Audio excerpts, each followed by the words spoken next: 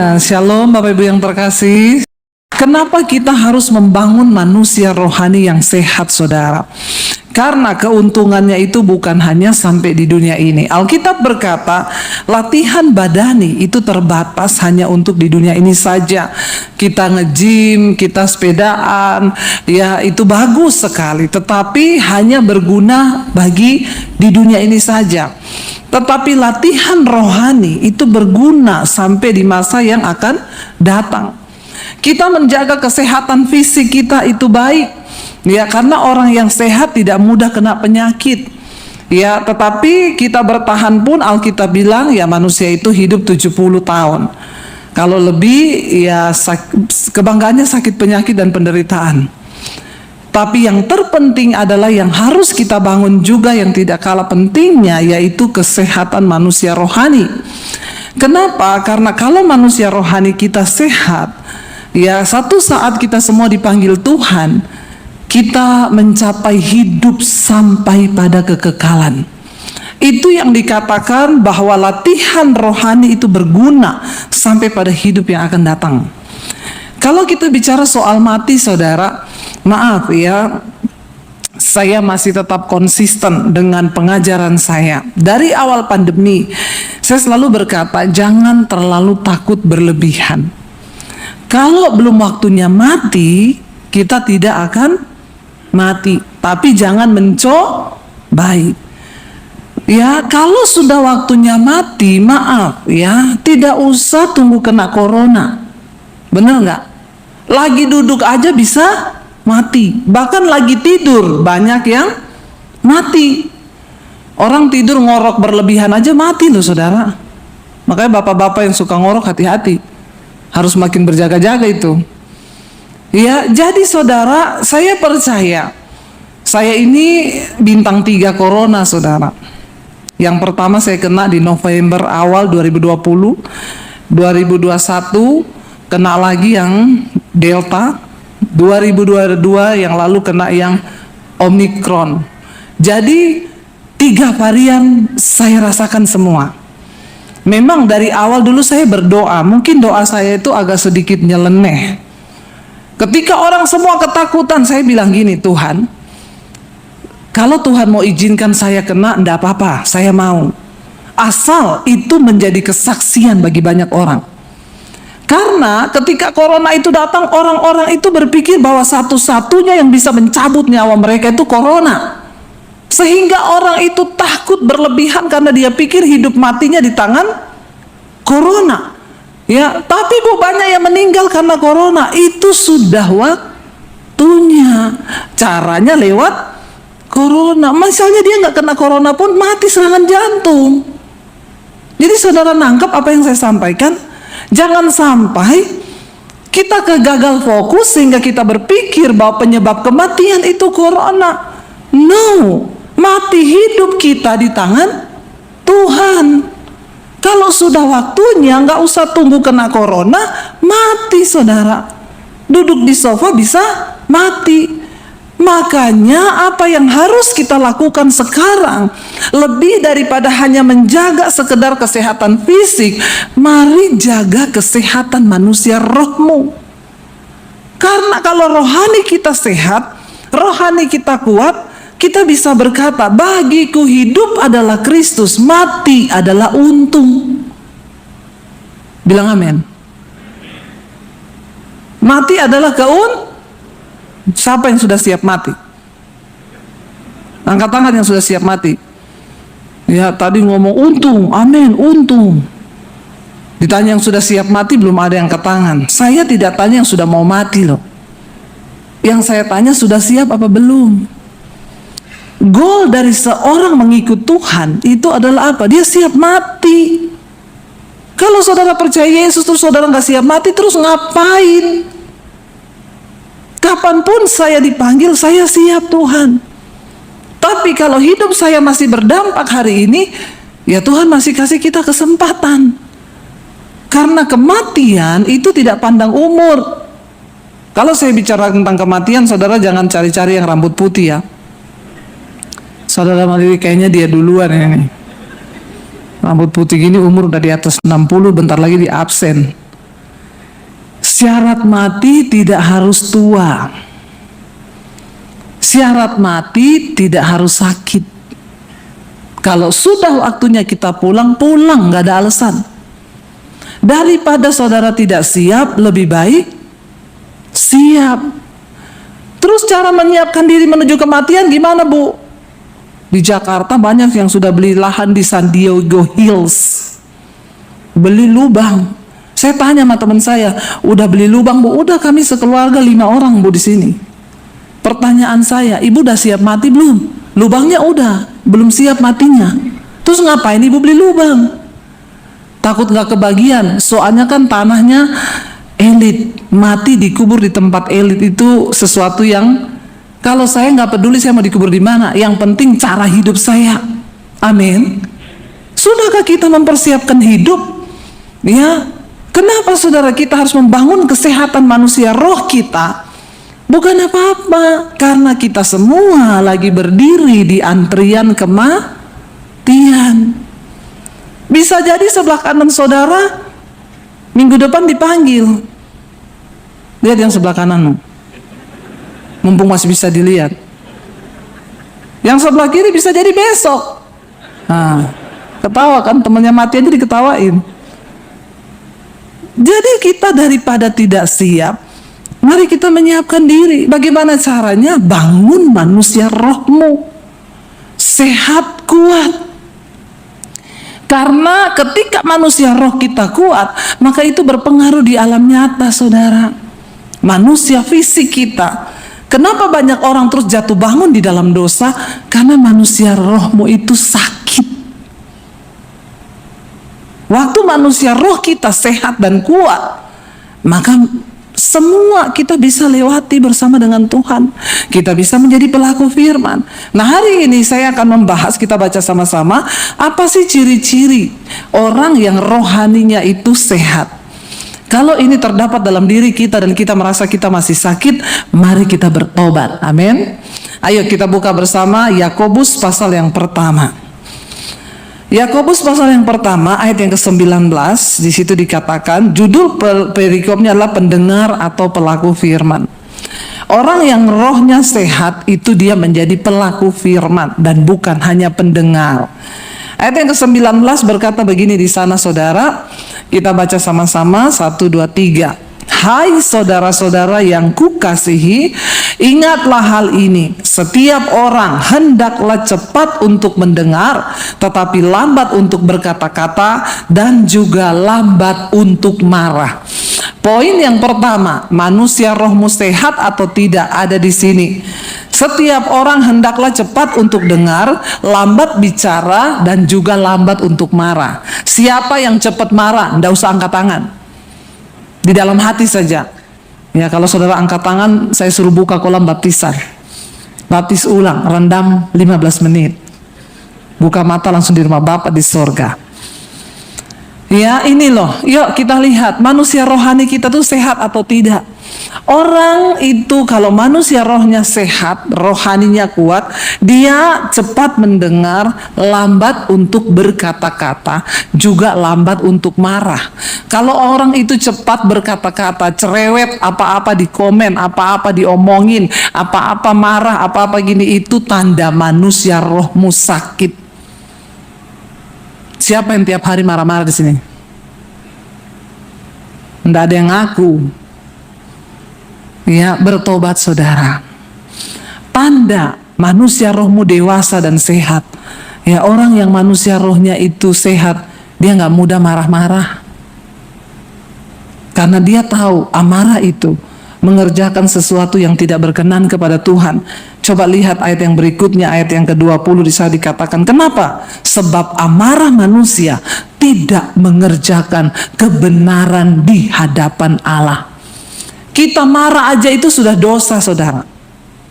Amarah manusia tidak mengerjakan kebenaran di hadapan Allah. Suami istri, ya hello, yang tiap hari ribut di dalam rumah tangga. Kalau engkau tiap hari ribut, bertikai, perang, ya tiap hari bertengkar, itu tanda-tanda engkau sakit jiwa, rohmu sakit. Orang sakit jiwa itu bukan orang gila yang lari-lari di jalan. Ya, di dalam jiwa manusia itu terdapat pikiran, perasaan, dan kehendak. Di dalam jiwa kita terdapat pikiran, perasaan, dan kehendak. Ketika pikiranmu negatif terus berbuah kepada perasaan, akhirnya jadi negatif, lalu kehendakmu jadi negatif. Ya, itu tandanya engkau sudah sakit jiwa, tapi stadiumnya masih awal. Kalau yang sudah lari-lari di jalan itu sudah stadium akhir. Jadi bagaimana kita memutuskan atau kita melihat manusia roh kita ini sehat atau tidak? Ya, yang kebanyakan ngomong, kebanyakan marah, cepat marah, itu tanda-tanda rohanimu bermasalah. Bapak-bapak, jadilah berkat dalam rumah tanggamu. Ya, ibu-ibu, yang saya tahu itu biasa orang cepat marah-marah itu karena ada ilmu hitam. Itu cepat marah. Ya, tapi kalau orang yang sudah dibangun dalam Tuhan harusnya tidak begitu. Kita semua diciptakan dengan emosi, saudara. Kita bisa marah, semua orang bisa marah. Tapi bagaimana tadi pagi saya sampaikan, ciri orang yang manusia rohnya itu sehat, dia tenang di dalam segala hal. Kuasailah dirimu dan jadilah tenang supaya kamu bisa berdoa. Bagaimana kita bisa menunjukkan kesehatan manusia rohani kita kalau kita ini tidak cepat marah, nggak cepat berkata-kata. Bapak Ibu, rumah tangga kita harus kita bangun supaya anak-anak kita hidup di dalam takut akan Tuhan. Kenapa banyak anak muda sekarang masih umur kecil udah pacaran, gonta-ganti pacar sehingga mereka melakukan free sex? Karena di dalam rumah dia tidak melihat ada kasih. Orang tuanya ribut terus, berantem terus. Iblis tidak pernah takut ketika engkau rajin datang ke gereja. Kalau engkau tidak menjadi pelaku firman. Satu kali ada orang tanya sama saya, Bu, Ibu sering pelayanan di desa-desa? Kalau di desa itu masih banyak orang kerasukan ya, Bu? Oh, banyak. Lagi puji-pujian, kerasukan di sana. Kalau di kota-kota besar, di gereja besar, Ibu pelayanan, ada nggak yang kerasukan, Bu? Saya pikir-pikir kayaknya nggak pernah ada ya. Dia tanya, kenapa, Bu? Di kota-kota besar, di gereja besar tuh orang jarang kerasukan. Ya, saya mencoba bertanya, mencari, saya bilang, iya ya, kenapa ya? Dulu sih pernah ada di Jakarta lagi ibadah, ada orang jatuh menggelepar, saudara. Saya spontan berdiri mau saya doakan, kan saya pikir ini kerasukan kan. Saya mendekat mau saya doakan, istrinya bilang, "Nggak usah, Bu." Kenapa? Epilepsi. Oh, saya kira kerasukan, ternyata epilepsi, saudara. Mirip-mirip. Lalu saya dapat jawabannya itu gini, kenapa di gereja besar, di kota besar jarang orang kerasukan? Karena di kota besar begini itu setan sudah tidak bekerja di gereja, dia cuma kontrol. Saudara mengerti maksud saya? Setan bilang ndak usah ganggu mereka di gereja. Kenapa? Dagingnya aja udah gede, keinginan dagingnya aja udah pada gede, nggak usah bicara setan. Apa itu keinginan daging? Galatia pasal 5 berkata, sebab keinginan daging itu telah nyata, percabulan, kenajisan, hawa nafsu, nafsu jahat, iri hati, kebencian, dendam, amarah, pertikaian, perselisihan, persinahan, percabulan. Itu semua ada di dalam daging kita. Dan barang siapa yang melakukan semua hal itu, dia tidak mendapat bagian di dalam kerajaan Allah. Kenapa kita harus membangun manusia roh? Karena daging ini luar biasa pengaruhnya. Kalau engkau membiarkan rohmu mati, maka engkau tidak akan kuat. Kalau rohmu lemah, maka tidak mungkin imanmu bertumbuh menghadapi tantangan yang sudah seperti ini.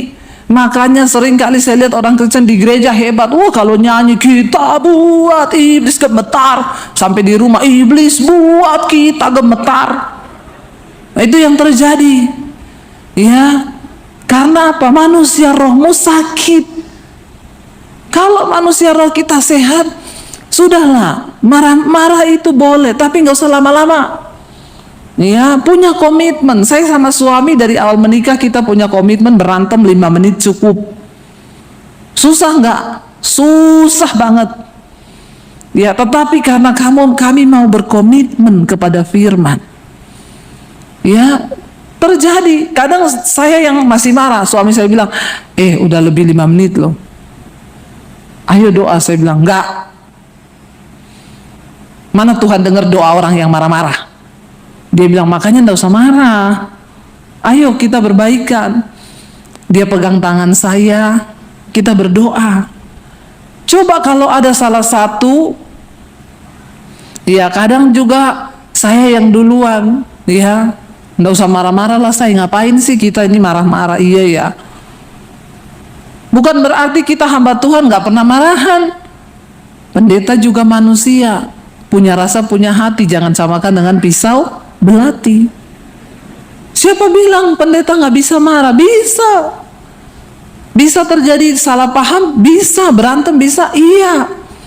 Tapi jangan biarkan dagingmu atau setan yang mempengaruhi engkau. Ya, saya suka pakai cerita, ya di gereja itu ada saudara, saya datang pelayanan di satu gereja, suami istri itu bahasa roh kencang banget, nyanyi lompat-lompat. Begitu penyembahan bahasa roh tinggi sampai di awan, kayaknya malaikat juga keriting dengernya.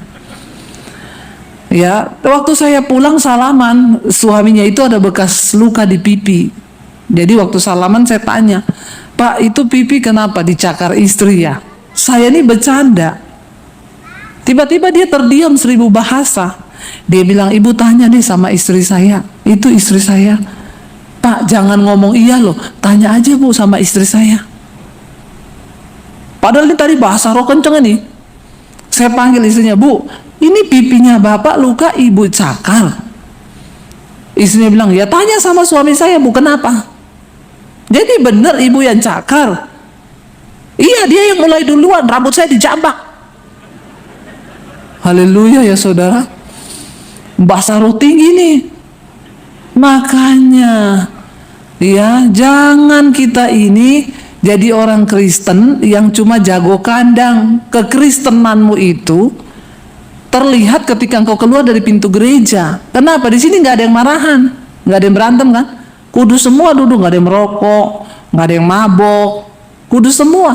Waktu engkau keluar dari pintu gereja, hidupmu itu bagaimana di luar sana? Apakah engkau menjadi berkat atau sebaliknya hidup kita ya mencemarkan nama Tuhan? Saya tanya, kenapa bisa begitu? Istrinya bilang, dia WA-WA-an sama mantannya bu. Terus suaminya bilang, ya kita kan cuma bercanda bu, masa kita nggak boleh ketemu mantan? Istrinya bilang, iya boleh sih bu, tapi di WA sudah panggil mam sama pap. Terus saya tanya suaminya, beneran pak? Bapak manggil mantanmu mam, dia panggil bapak pap? Ya kan kita cuma iseng bu, bercandaan. Jadi bener, iya. Saya bilang istrinya, cakarannya kurang, tambah satu lagi. Ya bayangkan loh, makanya bapak-bapak juga di sini saya mau bilang hati-hati ya bapak-bapak. Nggak usah ya, kalau tidak kuat iman nggak usah ketemu-ketemuan, reunian, ketemu mantan-mantan ya, nanti terjadi CLBK, cinta lama belum kelar. Banyak mantan yang CLBK ya kayak begitu. Bayangkan di gereja bahasa roh, pulang cakar-cakaran, jambak-jambakan. Saudara pikir setan tidak tertawa lihat hidupmu? Setan tertawa, setan bilang lihat ya, makanya nggak usah diganggu di gereja. Setan bilang kita kontrol aja, hari ini penuh, lancar coy, lanjutkan.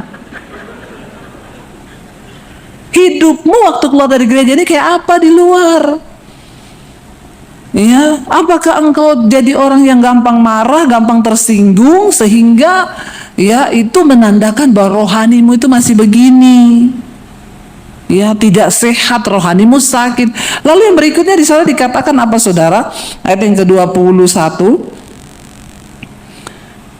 Ayat yang ke-21 dikatakan, sebab itu, ini ciri-ciri orang manusia rohnya sehat. Buanglah segala sesuatu yang kotor dan kejahatan yang begitu banyak itu, dan terimalah dengan lemah lembut firman yang tertanam di dalam hatimu, yang berkuasa menyelamatkan jiwamu. Ingat, yang diselamatkan dari manusia itu apanya? Jiwa.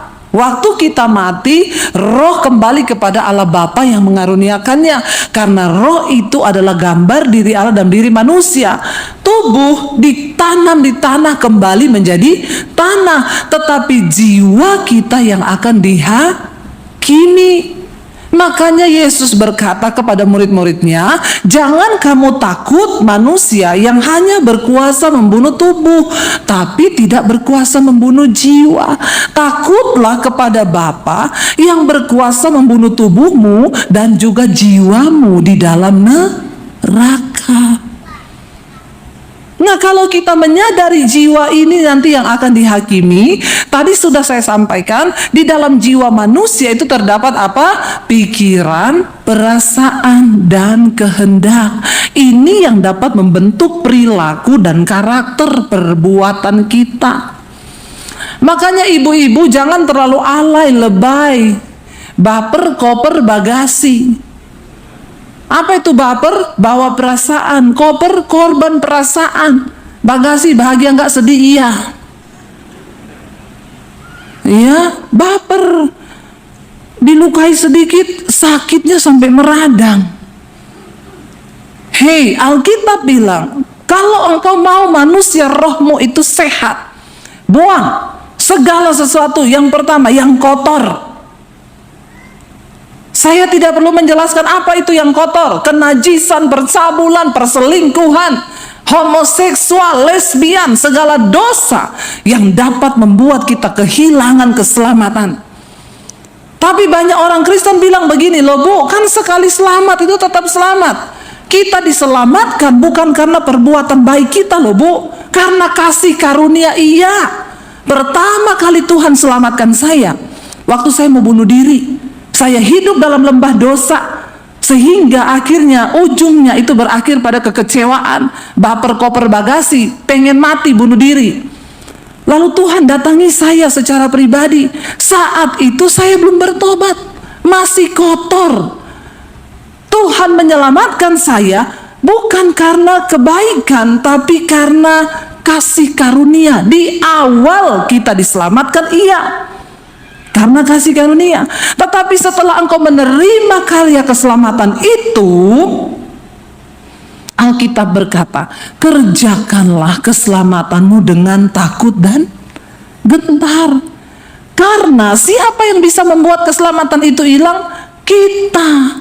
Karena kita nggak menjaganya, kita buang tiket keselamatan itu, kita hidup dalam kedagingan dosa.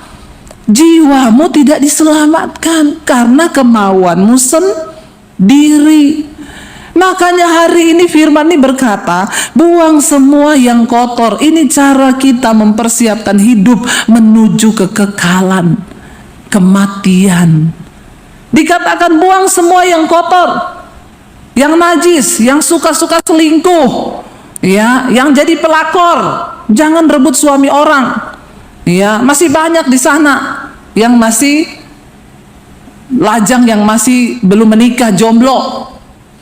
Ya, saya heran itu wanita-wanita karena pengen pakai tas mahal, pengen pakai baju mahal, lalu dia incer bapak-bapak yang sudah mapan, berkepribadian, rumah pribadi, mobil pribadi, rekening pribadi.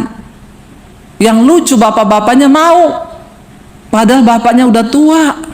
Bentar lagi juga diabsen sama Tuhan. Tapi masih gaya-gayaan, suka sama cewek muda yang dia pikir mencintai. Dia cuma cinta uangmu, Pak. Buka mata lebar-lebar, bertobat.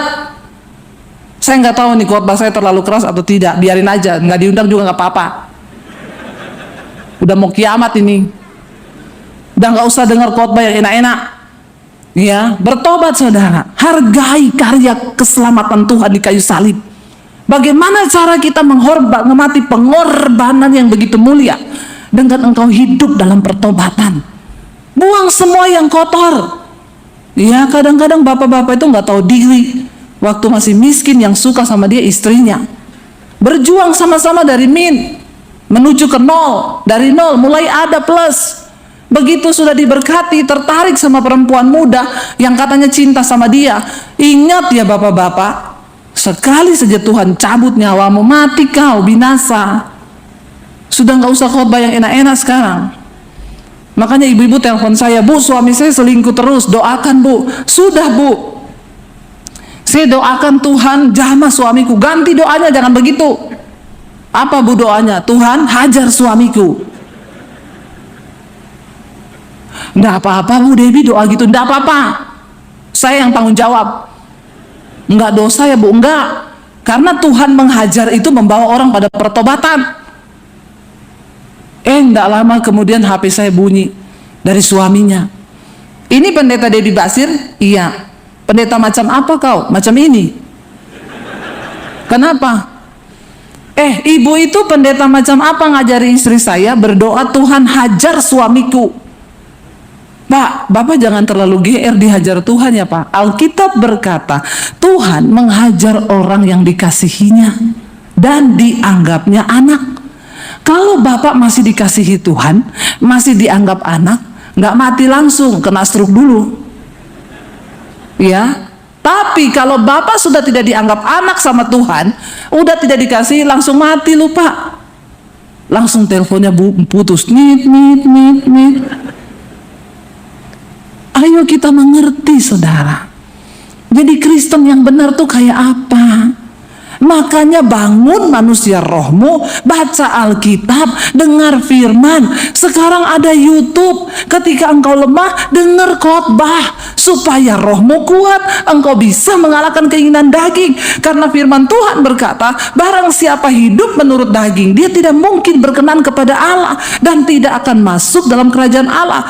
Tetapi jika oleh roh kamu mematikan perbuatan dagingmu, maka kamu akan hidup sampai dalam kekekalan. Berarti yang bisa membunuh perbuatan daging kita itu adalah roh yang kuat. Lah tapi bagaimana mungkin rohmu kuat? Engkau tidak pernah kasih makan rohmu. Ke gereja seminggu sekali 2 jam. Kalau saudara setiap minggu ke gereja nggak pernah absen, dalam waktu 1 tahun 365 hari, engkau cuma kasih makan rohmu 4 hari. Kalau tiap minggu engkau datang 2 jam, nggak telat dan pulang tidak kecepatan, berarti engkau cuma kasih makan rohmu itu 4 hari dalam 365 hari. Sekarang 361 harinya engkau isi dengan apa manusia rohmu? Ya, terus jangan berdalih lagi. Lah Tuhan kan mengerti Bu, kita ini daging. Makanya matikan dagingmu oleh roh yang dikuatkan. Kalau engkau mau menghidupkan manusia rohmu, maka dagingmu itu tidak berdaya. Makanya ayat tadi pagi berkata, kuasai dirimu, jadilah tenang. Orang mau berhenti rokok, bisa nggak saudara? Bisa. Tapi engkau berkata, nggak bisa Bu, ini daging. Ada lagi yang selingkuh. Bu, saya sudah coba untuk berhenti, tapi saya nggak bisa Bu. Daging saya ini terlalu kuat Bu. Ya, jadi makanya saya ini nggak bisa keluar. Saya bilang bisa Pak. Biarlah cintamu akan Tuhan itu mengalahkan segala hal-hal lain yang engkau cintai di dunia ini. Buang segala yang kotor, kejahatan yang begitu banyak itu, dan terimalah dengan lemah lembut firman yang tertanam di dalam hatimu, yang berkuasa menyelamatkan jiwamu. Waktu kita menerima firman, makanya datang ke gereja itu jangan cuma store muka. Nggak usah pencitraan, karena kita ke gereja ini bukan untuk manusia tapi untuk Tuhan. Makanya engkau ke gereja datang dengan sikap hati yang benar. Tuhan, aku ini mau ke gereja, aku berdoa nanti firman Tuhan yang disampaikan mengubah hidupku, masuk dalam hatiku dan menyelamatkan jiwaku. Supaya engkau datang di gereja, engkau memperhatikan firman. Jangan firman, tatapannya sih ke saya, tapi kosong. Saya tahu nih banyak yang pikirannya lagi tidak di dalam kepala. Pikirannya, otaknya lagi melayang-layang di luar sana. Bagaimana rohmu kuat? Kita mendengar firman, tundukkan dulu, aku tundukkan segala pikiran perasaanku pada kehendak Kristus. Supaya terjadi perubahan di dalam hidupmu, saudara. Lalu ayat yang berikutnya di sana dikatakan, ayat 22. Tetapi hendaklah kamu menjadi pelaku firman, dan bukan hanya pendengar saja. Sebab jika tidak demikian, dikatakan kamu apa? Menipu diri sendiri. Ada orang menipu diri sendiri? Lucu ya, diri sendiri kok ditipu loh. Ini lebih penipu dari semua penipu. Kalau engkau hanya mendengar dan tidak melakukan firman, engkau itu dikatakan di sana menjadi penipu atas dirimu sendiri. Yang paling tahu diri kita itu ya kita dengan Tuhan. Makanya jangan, ada nggak orang bisa menipu dirinya? Nggak ada kan? Masa diri sendiri ditipu? Tapi orang yang tidak melakukan firman, cuma menjadi pendengar, engkau penipu atas dirimu sendiri. Itu lebih bejat daripada engkau tipu orang lain. Dirimu sendiri aja kau tipu, apalagi Tuhan, apalagi orang lain. Ayo kita mau jadi pelaku firman. Hari ini kita mau katakan, Tuhan, aku tidak mau menjadi pendengar saja, aku mau menjadi pelaku firman. Ayat yang berikutnya berkata di sana, ayat 23. Firman Tuhan berkata begini, saudara. Sebab, baca sama-sama, jika seorang hanya mendengar firman saja dan tidak melakukannya, ia adalah seumpama seorang yang mengamat-amati mukanya yang sebenarnya di depan cermin. Ayat 24. Lalu apa di sana dikatakan? Baru saja ia memandang dirinya, ia sudah pergi atau ia segera lupa bagaimana rupanya. Saya mau tanya sama saudara hari ini, ada nggak di antara saudara yang lupa bagaimana muka dan wajahmu? Ada di sini yang lupa dengan mukanya sendiri? Berarti Anda hilang ingatan. Ada di antara saudara yang lupa dengan mukanya? Semua ingatkan mukanya? Tapi jangan gini, saya sih kayak Ari Wibowo. Itu halusinasi. Ya. Itu halu namanya. Kita ingatkan muka kita, saya ingat muka saya. Ada tai lalatnya di sini, ada lesung pipinya di sebelah kanan. Saya tahu kenapa setiap hari saya bercermin. Model alis saya tuh seperti ini, saya tahu. Di mana ada fleknya saya tahu. Karena saya tiap hari bercermin. Tapi orang yang mendengarkan firman dan tidak melakukannya, dia itu seumpama orang yang memandang wajahnya di cermin, lalu ia segera pergi, lalu dia lupa bagaimana mukanya. Ngeri sekali ya saudara. Jadi hari ini saya berdoa supaya saudara semua menjadi pelaku-pelaku firman, biar engkau tidak lupa diri alias amnesia. Tapi banyak juga yang pura-pura lupa. Kepedean itu tadi, dia pikir mukanya kayak Ari Wibowo. Ya makanya juga banyak orang yang tidak nikah-nikah karena pasang standar terlalu tinggi. Ya ada perempuan gak nikah, kenapa belum menikah? Saya pengennya dapat bule yang ganteng, Bu. Saya bilang orang mau cari jodoh itu bagi yang muda-muda, ada 3 tips. Yang pertama berdoa. Doa dulu. Yang kedua berusaha. Saya punya teman tinggal di Kalimantan di hutan, kerja di perkebunan. Beb, doain dulu saya ini biar dapat jodoh. Kau tinggal di mana? Di kebun dalam hutan. Terus kau tidak keluar-keluar di kota? Ya jarang ya. Kau mau dapat monyet? Mau cari jodoh di hutan terus, di perkebunan kelapa sawit. Yang ditemui tupai dan monyet.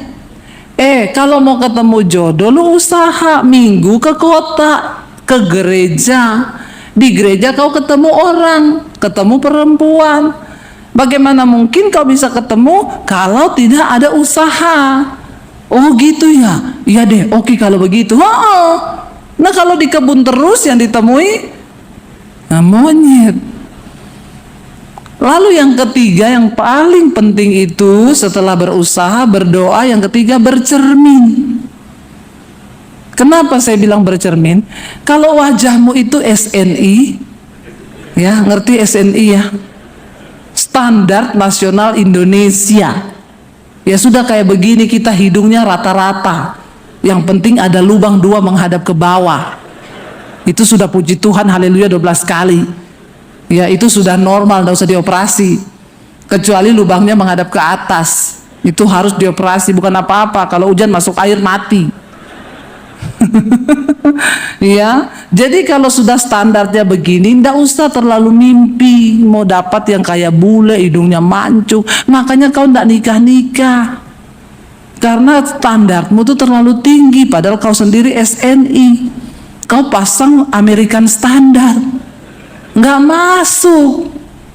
Ya udah nikah itu yang penting seiman, takut Tuhan, cocok. Nggak usah lihat kaya miskin juga. Kadang-kadang orang itu ya gitu. Ya, ketika kita membangun rumah tangga bersama-sama, melibatkan Tuhan, imanmu bisa membuat yang tidak ada menjadi ada. Saya sama suami bangun pernikahan benar-benar bukan dari nol, dari min. Ya, ketika menikah, keadaan keluarga suami saya, papahnya pas bangkrut usahanya. Saya diusir dari rumah karena saya menerima Yesus sebagai Tuhan dan Juru Selamat. Jadi saya bilang sama dia, kalau dari pihak orang tua saya sudah tidak mungkin dapat dukungan. Ya, saya juga tidak mau kita menikah kamu minta uang dari keluargamu. Nggak usah, karena pernikahan itu bukan soal pesta resepsinya, tapi soal pemberkatannya. Teman saya telepon, saya tanya, kamu katanya mau nikah bulan depan? Nggak tahu nih bu, kayaknya belum jadi. Kenapa? Belum dapat utangan dari bank. Lu mau nikah utang bang? Nggak usah nikah, batalin dulu aja, nggak usah nikah. Soalnya ceweknya nuntut pesta harus begini, nggak usah kawin. Lu ya utang bank 200 juta buat menikah. Begitu menikah bukan bulan madu, bulan racun yang kau alami. Karena mau bayar pestanya sudah selesai. Ya cuma untuk heboh-hebohan sama orang, yang ada akhirnya mau bayar utang. Stres nggak? Ya saya bilang sama suami, kalau nggak ada uang, kita pemberkatan aja di gereja, undang teman-teman pelayanan, kasih makan, foto-foto. Yang penting orang tahu kita sudah menikah. Kan itu yang terpenting, sah di hadapan Tuhan. Zaman sekarang enggak, foto pretwetnya aja, pretwet. Ada yang bangga ngomong sama saya, itu bayangkan bu, pretwet aja habis 500 juta. Hah, buat foto pretwet? Iya, ke Jepang, ke Paris, Gunung Kidul. Jauh banget ya jatuhnya. Kalau di Gunung Kidul biasanya dikejar ombak-ombak itu ya, di atas air, satu di bawah, satu di atas begini. Wih, pegangan ombak, diterpa ombak, baju pengantinnya terbang, tapi tangannya berpegangan. Waktu udah nikah ada ombak dicorokin. Itu namanya pretwet. Pernikahan itu nggak penting pretwetnya. Yang penting itu, siapa itu? Teriakannya kenceng banget, kayaknya mewakili. Bener ya? Bener. Yang paling penting itu afterwetnya. Nggak usah sok gaya-gayaan, kehilangan esensi. Saya sama suami saya sekarang, kita masuk pernikahan 21 tahun, foto berduaan terus, saya selalu tulis di IG, afterwed. Itu yang benar. Kalau cuma pretwet itu saya lihat orang di Facebook, di Instagram pasang pretwet di ombak-ombak, saya bilang pret. Lihat aja lu masuk pernikahan. Ya mau lihat kalau masih pacaran itu masih cinta. Pernikahan di atas 5 tahun sudah tidak ada cinta. Yang ada itu kasih. Karena cinta itu menuntut, kasih itu berkorban. Kasih itu levelnya lebih tinggi di atas cinta. Makanya jangan pernah hanya membangun rumah tanggamu dengan cinta. Kenapa banyak orang cerai? Cintanya habis. Ya, pernikahannya diharapkan, wah, udah habis waktu ini, udah 00 di sana ya. Masih bisa lanjut dikit? Jemaat setuju kalau saya lanjut ya? Nah, kita dengarkan suara rakyat. Nggak usah tepuk tangan. Ya, ini penting saya bicara, saudara. Ya, ketika saya menikah dengan suami saya, bayangan saya, oh kita ini ketemu di gereja. Kurang kudus apa? Bayangkan itu, ketemu di gereja loh. Tempat paling luar biasa ketemu jodoh itu memang di gereja. Jadi kalau ditanya, dulu ketemu di mana, Bu? Di gereja. Wih, kudus ya. Daripada dulu ketemu di mana? Terminal. Aduh. Ini mau copet atau cari jodoh? Apalagi ketemu di mana? Kuburan. Kuntilanak kali. Saya pertama kali bertobat udah nggak pengen nikah. Saya bilang saya hanya mau melayani Tuhan. Saya mau menyerahkan hidup saya untuk Tuhan. Saya tidak mau lagi menikah. Satu kali saya berdoa, saya dengar suara Tuhan berkata kepada saya, kamu terlalu cantik untuk tidak menikah. Protes, masalah buat lo. Lalu saya berdoa, Tuhan, kalau memang saya menikah, kasih saya jodoh yang terbaik. Saya tidak cari pacar, saya cari jodoh. Karena bagi saya pernikahan satu-satunya alasan adalah untuk menggenapi rencana Tuhan atas hidup saya. Makanya saya nggak mau salah pilih. Ya, saya cari orang yang seiman dan seimbang. Kalau saya melayani, ya suami saya juga harus melayani. Kalau saya hidup dalam kekudusan, mengejar perkenanan Tuhan, ya dia juga harus. Makanya saya selalu bilang, saya ini mau menikah untuk menggenapi rencana Tuhan. Jadi saya mau kamu menjadi suami yang mendorong saya untuk menggenapi rencana Tuhan, bukan menggagalkan rencana Tuhan atas hidup saya. Demikian pun saya akan menjadi istri yang mendorong kamu untuk menggenapi panggilan Tuhan atas hidupmu. Makanya dulu waktu orang naksir, yang naksir saya ini banyak, saudara. Nggak percaya loh. Ngece ya. Tapi ya bagi saya harus lihat, maaf ya, seganteng apapun kalau merokok, saya nggak mau. Lewat. Ya, kenapa? Itu nanti tidak seimbang buat saya. Ada lagi yang tanya, Bu, emang kenapa orang merokok tidak masuk surga? Di mana ayatnya? Baca di pom bensin. Tidak usah cari-cari ayat di Alkitab. Kalau di pom bensin saja kau tidak diterima, apalagi di surga. Ya, bukan apa-apa ibu-ibu, lu menikah sama cowok yang merokok, uang belanjamu berkurang. Ya, jadi saya berdoa Tuhan kirim jodoh saya. Bayangkan saya ini dari Sulawesi, ketemu jodoh saya di Solo. Dari Solo ke Sulawesi, itu jauhnya luar biasa.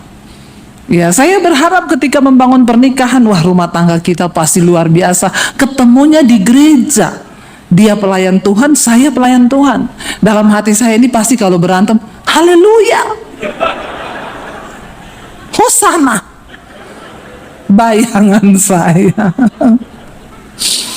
Kita buka-bukaan saja ya. Makanya yaitu suami istri yang tadi di gereja bahasa roh itu, saya bilang, Pak Ibu bertobat. Bahasa roh itu jangan hanya dipakai di gereja.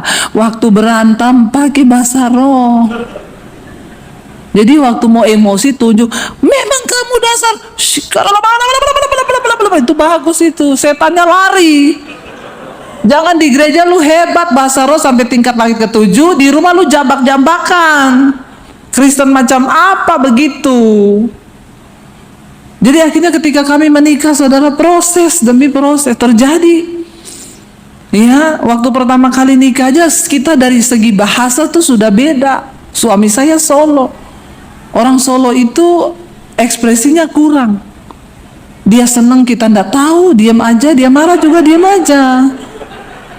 Ya, jadi suami saya itu kalau marah dia ngomong, "Say, aku boleh marah ndak?" Saya bilang, marah-marah aja, keles, nggak usah permisi. Orang mau marah permisi, boleh marah. Nggak ada begitu, saya bilang marah-marah aja. Jadi ketika kami menikah itu luar biasa prosesnya. Saya sama suami saya sampai hari ini tidak cocok. Hanya satu yang mencocokkan kami, firman Tuhan. Tepuk tangan buat Tuhan. Kenapa kita harus mencari orang yang seimbang? Ya, mau cocok dari mana kita, saudara? Orang dia orang Solo, saya Sulawesi. Dari segi bahasa kita sudah beda. Dari segi makanan kita sudah beda. Orang Solo manis, semuanya manis, tidak pedas. Orang Sulawesi asin dan pedas. Cocoknya dari mana? Saya pertama kali menikah, masak 2 macam, ayam kecap, ayam rica. Ricanya sekilo, kecapnya sebotol. Makan dah kita satu meja. Ya, lama-lama saya pikir kok kita ini tidak bisa menyatu kalau begini, bagai sepasang sepatu selalu bersama tapi tidak bisa pernah bersatu. Ya, begini sajalah, saya bikin ayam rica, saya kasih kecap 1 botol. Tapi cabenya tetap 1 kilo. Jadi suami saya nyicipin, dia bilang, manisnya sih dapat, tapi pedesnya gila. Saya makan, pedesnya enak, tapi kok manis banget ya. Tapi lama-lama terbiasalah kita. Nah, cocoknya dari mana? Makanya kalau ada orang mau nikah, kenapa belum nikah? Belum ketemu yang cocok, Bu. Cocok sesuai seleramu. Atau firman dulu. Kalau engkau cari suami yang cocok dengan seleramu, ya saya ucapkan selamat, tidak akan menikah seumur hidup. Karena di dunia ini tidak ada manusia yang cocok.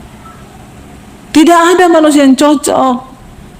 Ya, yang ada itu kita harus mencocokkan diri dengan firman Tuhan. Waktu istri tunduk kepada firman, suami tunduk kepada firman, maka manusia roh kita sehat. Jadi kita berdua sepakat, berantem 5 menit sekarang bisa. Saya malah kadang ngomong ke suami saya, kita ini kok sekarang gak pernah berantem ya? Iya ya, berantem yuk. Karena apa yang mencocokkan firman. Karena itu mari kita membangun manusia roh yang kuat. Ya, saya tutup dengan satu cerita. Satu kali menggambarkan bagaimana manusia roh kita sehat. Saya sama suami, saya pelayanan, saudara. Terus sudah selesai, saya bilang, saya jemput ya. Oh iya, 10 menit lagi nyampe, kamu berdiri aja depan jalan. Saya berdiri, saudara. Panas kan? Saya berdiri, dia bilang 10 menit. Saya lihat jam, oh tinggal 5 menit lagi, saya berdiri. Saya pamitlah dari persekutuan, mereka masih lanjut, saya pulang duluan. Saya berdiri di depan situ, panas. Ya, masih panas pertama, manusia rohnya masih kuat. Nah, sukacita, damai sejahtera, haleluya, puji Tuhan ya, panas gitu ya. Lama-lama 10 menit lewat, saya udah kejemur, dia belum datang-datang. Saya telepon, di mana? Sabar. Lah saya nggak ngerti keadaannya dia juga tidak ngerti kan keadaan saya sudah terjemur panas kan. Saya nggak ngerti kalau dia kena macet, dia juga sudah berusaha cepat. Akhirnya saya tunggu lama, 15 menit tidak datang, hampir 20 menit baru datang. Itu yang namanya manusia roh, sudah mulai sekarat, daging yang muncul. Ya, lalu dia datang, saudara. Ketika dia datang, saya gimana responnya? Hai sayang, I love you, I want you, I need you. Begitu? Enggak. Dia datang, saya buka pintu mobil, saya banting pintu mobil. Lama banget loh, katanya cuma 15 menit, cuma 10 menit. Ini saya tunggu hampir 20 menit, kepanasan badan saya ini, kepala udah mau pecah. Lalu dia bilang gini, kamu kan nggak tahu saya itu tadi bagaimana kesulitannya di jalan. Iya, tapi kan nggak usah ngomong jadi panjang kan. Akhirnya di jalan kami diam 1000 bahasa. Di mobil, diam-diaman. Di jalan tol, dia injak gas. Perhatikan, kalau rohmu itu lemah, jiwamu sakit, di dalam jiwa ada pikiran, perasaan, dan kehendak. Pikiran kalut, perasaan kalut, kehendaknya berbuah. Dia injak gas, saudara. Ya, udah di atas 140. Saya lihat gini, wah, orang sakit jiwa ini. Tapi tiba-tiba Roh Kudus ngomong gini, iya, 2 orang sakit jiwa di dalam mobil. Kalau kamu terus-terusin, terus kamu berdua kecelakaan di tol, gara-gara lu sakit jiwa, kecelakaan lagi marahan, berantem, nggak ada yang mau berdamai, masuk neraka dua-duanya. Cuma gara-gara nunggu lama, yang satu kena macet.